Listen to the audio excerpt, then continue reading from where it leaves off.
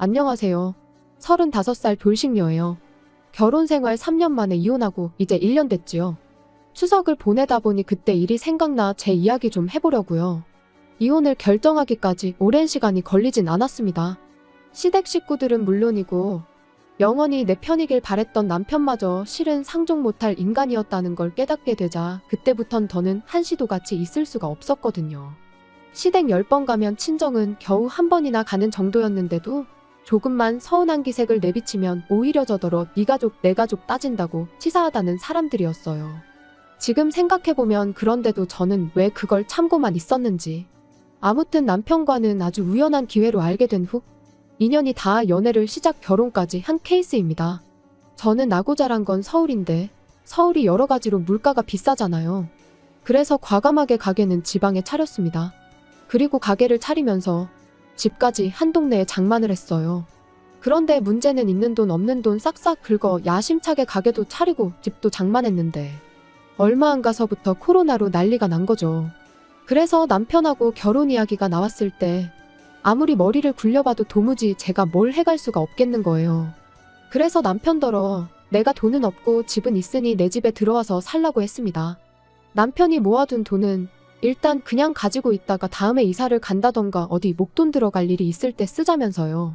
그런데 지금 생각해보면 제가 너무 단순했습니다. 매사 좋은 게 좋은 거다 하고 넘어간 것도 문제였고요. 특히 시댁이 한 동네에 있다는 걸 그땐 왜 그렇게 개의치 않았는지.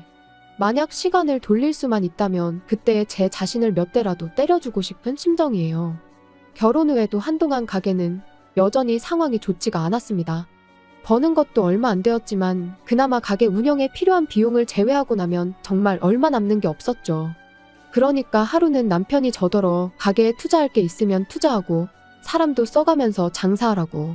생활비 정도는 자기가 버는 돈으로 충당해도 된다면서 너무 신경 쓰지 말라나요? 그리고 그땐 그런 남편의 말이 얼마나 고마웠는지 몰라요. 그래도 내 생각해주는 건 이 사람밖에 없구나 싶었으니까요. 물론 지금에서야 곰곰이 생각해보면 그렇게 고마워할 일도 아니었는데 말이죠. 막말로 이유가 어찌됐건 저는 집이라도 들고 결혼했지 남편은 돈 얼마 모아놓은 거 있다고. 그 이유 하나로 다른 건 아무것도 안 해오고 맨몸으로 장가를 왔으니까요. 그러니 어찌 보면 생활비 정도는 남편이 혼자 낼 수도 있는 거였는데 아무튼 그때는 이런 생각은 못하고 그저 남편에게 고마운 마음이었어요. 그리고 그 때문인지 언젠가부턴 남편한테 괜히 눈치가 보이고 미안했었죠. 그래서 남편이 주말마다 시댁에 같이 좀 가자고 하면 군말 없이 따라가곤 했는데 언제부턴가 다른 식구들은 다 노는데 저만 일을 하고 있더라고요. 그리고 나니까 가뜩이나 장사하느라 일주일에 하루밖에 못 쉬는데 그 하루를 왜 시댁에서 보내야 하는 건지 부당하다는 생각이 드는 거예요. 그래서 남편한테 매주 주말마다 시댁에 가는 게 힘들다고 했습니다. 그랬더니 자고 오는 것도 아닌데 그게 왜 힘드냐는 거예요. 그래서 그러면 시댁에 가는 만큼 친정에도 한 번씩은 가자고 했더니 저희 친정은 너무 멀다면서 싫은 티를 대놓고 내는 게 아니겠어요?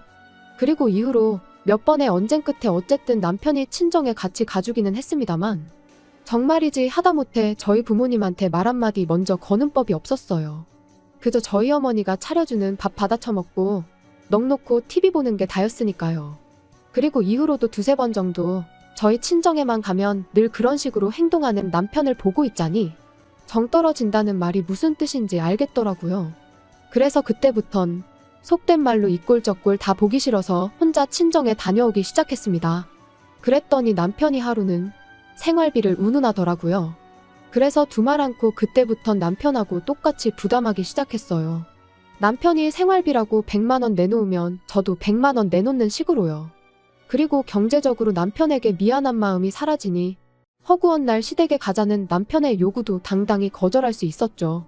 아무튼 그러다 결정적인 사건이 벌어진 건 작년 추석이었습니다. 좋은 회사는 명절이면 돈을 준다던데 저희 남편은 늘 선물 세트를 받아오곤 했어요. 왜? 마트에서 파는 참치 세트 같은 거 말이죠.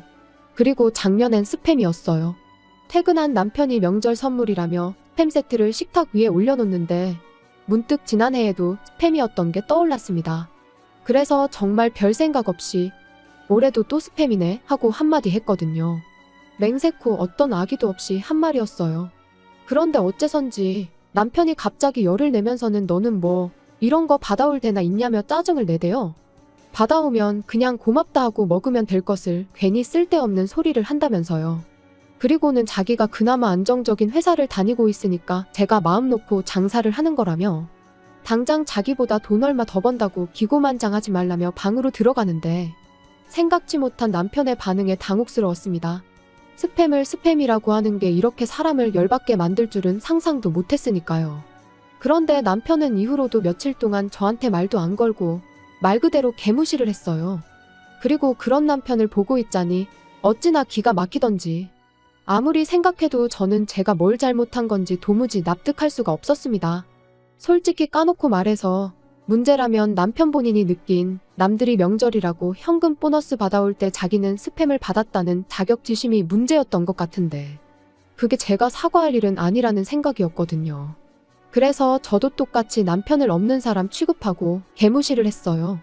그랬더니 저희의 냉전은 결국 아무런 진전 없이 추석 연휴까지 이어졌지요.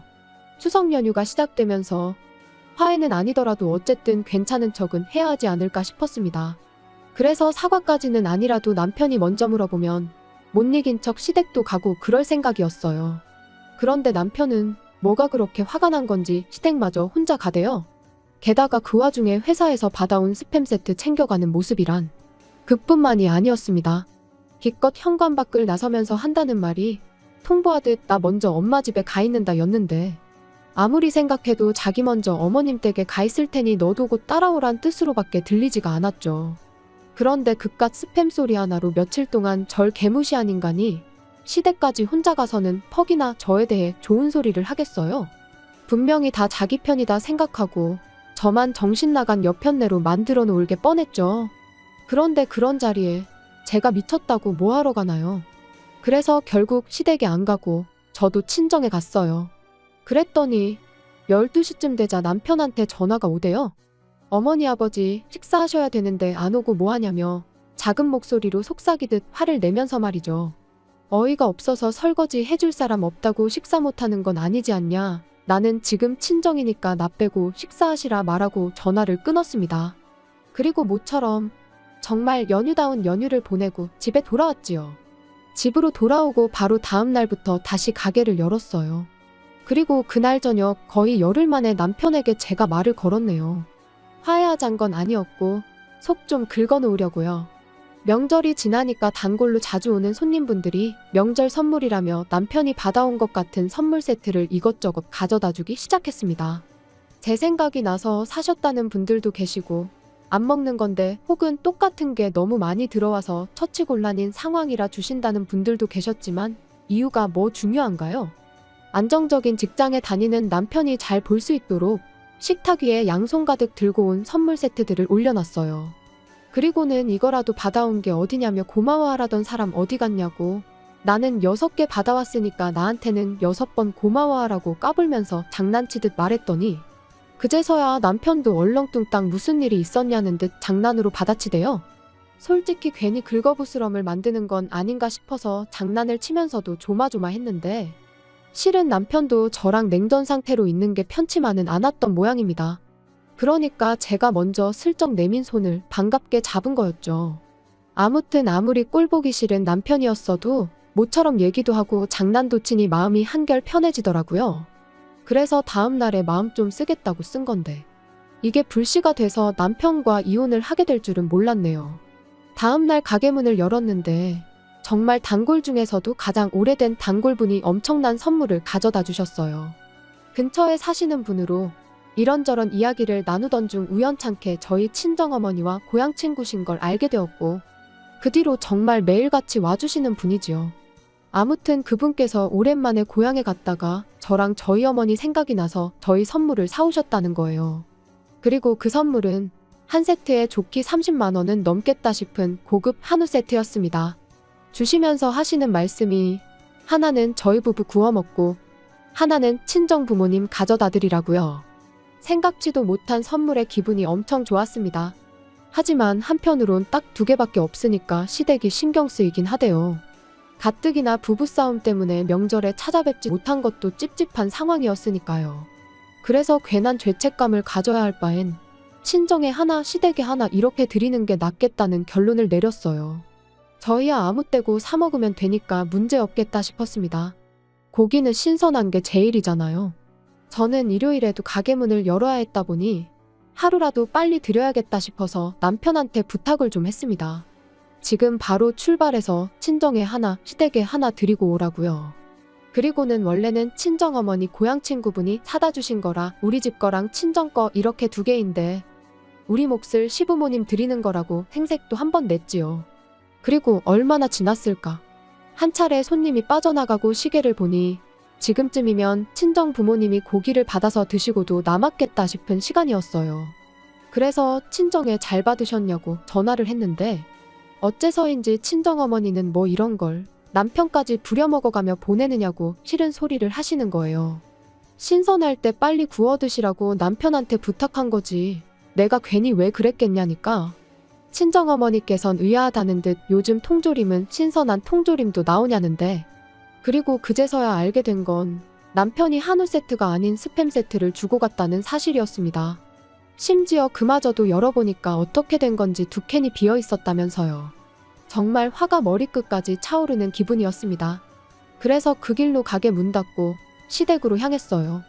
제 인생에서 시댁 가까운 걸로 이득 본 건 그날이 처음이자 마지막이었죠. 아니나 다를까 시댁 현관 밖에서부터 소고기 냄새가 펄펄 풍겨왔습니다. 문 열고 들어가니 20인분은 좋게 됐을 그 많은 고기를 시부모님과 남편 셋이서 다 구워 처먹고는 배부르다고 몸도 제대로 가누지 못하며 바닥에 드러누워 있더라고요. 남편한테 이게 뭐하는 짓이냐 따졌더니 제가 자초한 일이랍니다. 세상 어느 며느리가 명절에 시댁을 안 가냐면서 시댁 무시하면 어떻게 되는지 자기가 저한테 참교육 해준 거라나요?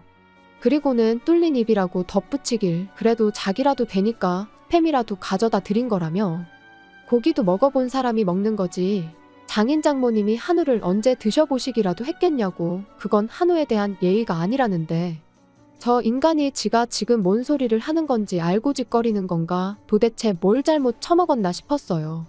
게다가 자식이 말도 안 되는 개소리를 쏟아내는데 시부모님은 민망해 하시긴커녕 뭐가 그렇게 재밌는지 킥킥대면서 같이 웃고 계실 뿐이었지요.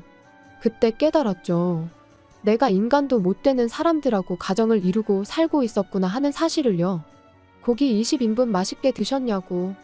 이게 내가 아내로서, 며느리로서 드리는 마지막 식사라고 생각하시라고만 간단히 말하고 시댁을 나왔습니다. 그랬더니 그제서야 분위기가 심각해진 걸 깨달았는지 남편이 집 밖으로 뛰쳐나와 장난친 건데 왜 그러냐며 절 잡대요. 그리곤 한다는 소리가 원래도 시부모님이 한우라면 환장을 해서 한 세트 가지고는 모자랄 것 같아서 두 세트 다 드린 거다라면서 저희 부모님은 나중에 맛집으로 모시고 가서 따로 사드릴 계획이었다는데 솔직히 그 말을 어떻게 믿나요? 어이가 없어서 개소리하지 말라며 남편 정강이를 한 대 걷어차버렸습니다.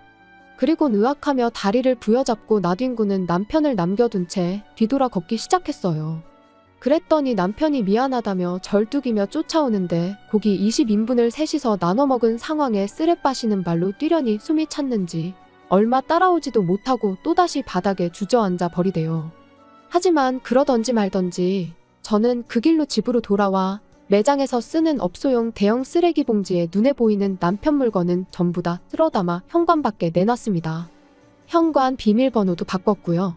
그리고 1~2시간쯤 지났나 남편이 현관문을 두드리며 문 좀 열어보라고 얘기 좀 하자는데 현관문 밖에다 대고 나는 아까 말한 대로 월요일 되는 대로 이혼수속 밟기 시작할 거니 현관 밖 당신 짐이나 챙겨서 꺼지라고 했습니다. 그리고 한 번만 더 찾아오면 나도 당신 회사에 쫓아가서 똑같이 할 거라니까 더는 집으로도 가게로도 찾아오지 않더라고요.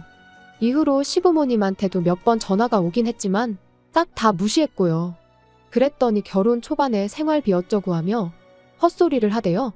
그래서 너는 대신 내 집에 공짜로 얹혀 살지 않았냐 나 그때 시댁에서 노비처럼 일한 건 생각 안 나냐 하니까 또 입국 다물고 그래서 결국 뭐 별탈 없이 이혼했습니다. 사실 변호사님 말로는 소송으로 갔다가 재산분할 신청이 들어오면 골치가 아플지도 모른다고 했는데 남편이 지레 겁먹고 협의 이혼에 동의해줘서 다행이었죠. 지금 생각해보면 저희 친정에서 싸가지 없게 행동하는 걸 처음 봤을 때 그때 정강이 걷어차고 이혼을 했었어야 되었던 거 아닌가 하는 생각도 듭니다. 하지만 이제 와서 후회해서 뭐 하겠나요? 이제라도 어쨌든 남남이 되었으니 다행이죠 뭐. 벌써 1년이 지난 일인데 어제 일처럼 생생해서 그냥 이렇게 사연으로 보내봤습니다.